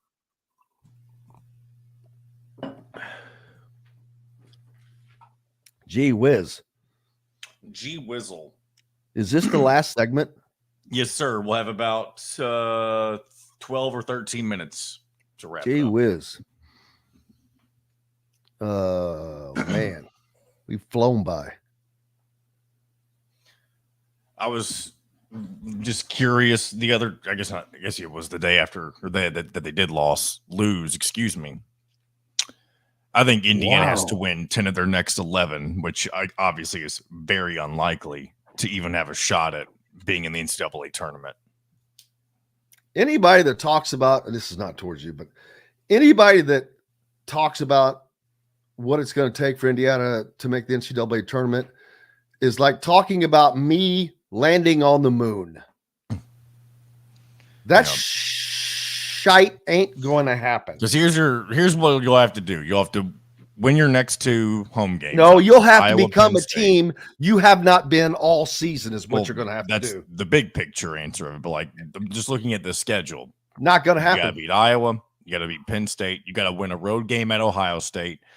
The one loss that would be acceptable, in my opinion, if you're going to make the tournament, is losing to Purdue on the road again. And then after that, you got to win out. Northwestern at home, Nebraska at home, Penn State on the road. I'm going to be looked at as being negative, but again, I'll just go back to I don't even look at any games. I don't care what the game is. They have to become a team. They have not been for every game this year. You're not wrong. I mean, that's how you win 10 of 11. You have to be somebody. But but I don't think you can do that for 10 times. They do not. I told you that a second ago. I don't think they could either. I didn't say they could. Well, I know that. I'm not getting on you. I'm just saying it's to me, it's pointless for anybody to talk about what it will take for Indiana to make the NCAA at this point. Then why play the season though? Why not talk about it? I mean, the season still has to happen. Even if it's even if you have a 1% chance of it happening. I'm not saying don't talk about it. Oh, okay. I'm just saying Indiana is not going to change. They are I wish we could pull up the Dennis Green. I used to have it in here, but I think we got copyrighted for it, so I got rid of it. That's stupid. Actually, no, I do have it. I do have the Dennis Green. We could do that if you want. Yes, please. You'll have to. I'll just try to read what if you want to play it, I have it. So there you go. Here we go. I do. You need to make a gourmet meal at home, or pick out a tomahawk steak or a grouper fillet and enjoy it cooked to perfection in Chop Shop Steakhouse.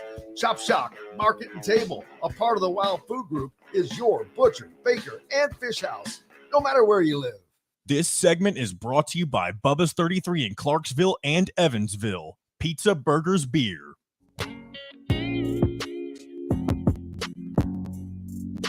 Now back to the Golf Club at Eagle Point Studios for more Indiana Sports Beat Radio with Jim Coyle, presented by Andy Moore Honda of Bloomington. Welcome back, Indiana Sports Beat Radio here on this Monday. Thanks for joining us. Buffalo Bill saying hello. And Bill is our unquestioned longest time listener. Bill began listening when we were just on one radio station 7 years ago or whatever when the show started. And he has been along for that entire ride. And we thank you so much. As a matter of fact, I should have sent this to John, but he sent a picture. He was at a game in Jeffersonville the other night with the Indiana Sports Beat hat on. And but I just want to give Bill a shout out and big thanks for being with us for so long. Brian pointing out that Orleans single A team has only lost twice by a total of 6 points to Bar Reeve, who was a potential tournament team every year, and to New Albany, which is obviously a much larger school. So Orleans having a season. Congratulations to them. Robert talking about having posts pulled from, I'm assuming those are Facebook fan pages for being negative, or you've got, you know what? It is what it is, but here's my take on it. And John, if you've got DG ready, go ahead and let that thing roll, because we just the Bears are what we thought they were. What we thought they were. We played them in preseason. Who the hell takes a third game in the preseason like it's bull? We played them in the third game. Everybody played 3 quarters. The Bears are who we thought they were. And that's why we took the damn field. Now, if you want to crown them, then crown their ass. But they are who we thought they were. And we let them off the hook. Just love that. Insert the Bears for Hoosiers, but not in the same way. The Hoosiers are who you think they are. They're a team that cannot hit free throws to save their life. They're a team that has 0 perimeter shooting. They're a team that has mediocre perimeter defense. And I'm sorry, I don't care how good their interior play is. It's not going to make up for the negatives, because most teams they play may not be at the top on the perimeter, but they don't have to be. They're not at the top in the paint, but they don't have to be. They're balanced. And balanced beats a team that's in so far in the negative every time. And I don't want to be negative, but I'm not going to sit here and lie and act like it ain't so. You know what? Let them prove me wrong. Let them go out and win games. It's ironic, though, after all the criticism of Mike Woodson's substitution patterns and his flat-out refusal to answer to it when asked about it, but yet, ironically, if you notice, it's changed to the very way that most of us in the media and even fans have asked about. Why are you not doing this? And yet, the most success they've had is when they've done that very thing. But there's no acknowledgement. I'm not talking about acknowledging people. There's no acknowledgement that, you know, we've made some changes and it's working for. No talk of that. It's just a lot of, I'll be honest with you, it's a lot of the same BS coming out. Well, we got to do that. No kidding. Everybody knows what you need to do. At this point, you don't need to tell anybody. Even the most mediocre fan can see what you need to do. You need to hit damn free throws. You need to have some shooting. Todd Leary in the postgame show talked about Indiana went 0 for 9. It's not that they were 0 for 9. He'd rather see them be 0 for 29. Nine 3-point shots is not enough. What was Illinois? Daggone it. The last game they played, it was Illinois. They were what, 7 for 20 something. They put up 20 something 3-point shots. Almost 1.5 times Indiana.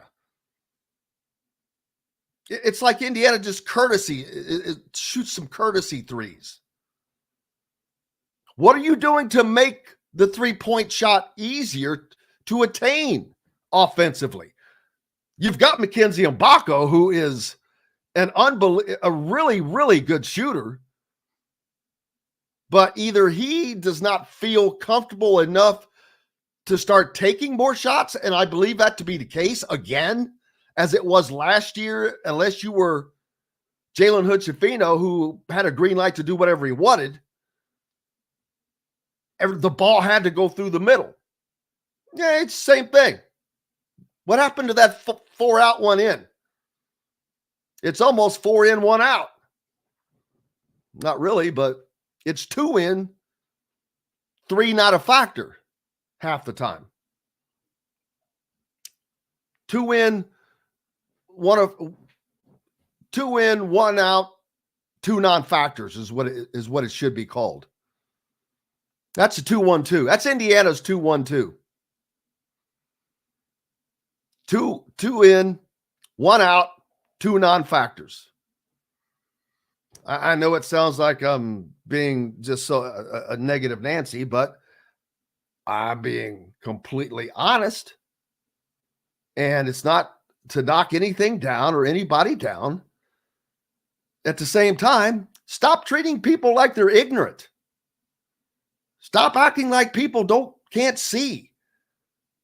Especially people who cover it nonstop, who were there, who asked the questions. I don't get it. It all falls on the back of Mike Woodson. That's who either could not or did not get the pieces needed for this team. He relied on, and I hate jumping on players. He relied on someone that's unreliable. He put his complete faith in someone unreliable. Whose fault is that? It's not the unreliable person's fault. He did not go out and get a reliable person to be in there, even though there was an open scholarship, because you have to be a 5-star for them to even give you a look. I saw a kid at Montverde, like I said, that never plays, and I guarantee you could have helped this Indiana team this year, and he barely sees the floor for Montverde. But he's a guy that would have never and would never be recruited by this staff. I don't think it really makes you wonder. It tells you this staff does not rely on development. And everybody's going to say, whoa, wait a minute. They developed Jalen Hood-Schifino. No, they didn't. The only reason he excelled is because Xavier got hurt. He was forced to go in, and he just excelled. He got better. It wasn't because they developed him. He got developed because he got the opportunity. Jalen Hood-Schifino was prepared to be a professional, had been preparing to be a professional for a long time. His diet, the way he approaches life, he came from Montverde. He was already prepared for this. They prepared him. They developed him. Kevin Boyle develops players. He takes really good players and makes them great. That Montverde team, very unselfish. You can't try to be a superstar. You do what you do. And they all shine because they don't force. Liam McNeely, a perfect example. Scoreless on Friday night, just took 5 shots. It either wasn't flowing, whatever, and comes back and is the leading scorer the next night.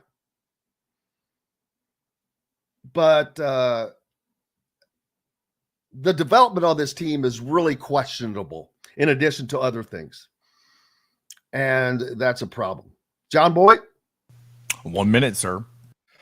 Wow, I cannot believe how fast this show flew today. And I'm so sorry that we were so packed that I did not get to hardly any of the comments, which were great. You guys were awesome today. So come back and do that again tomorrow. Dr. Drew, Michael, how have you been? I want to make sure Howie jumped on.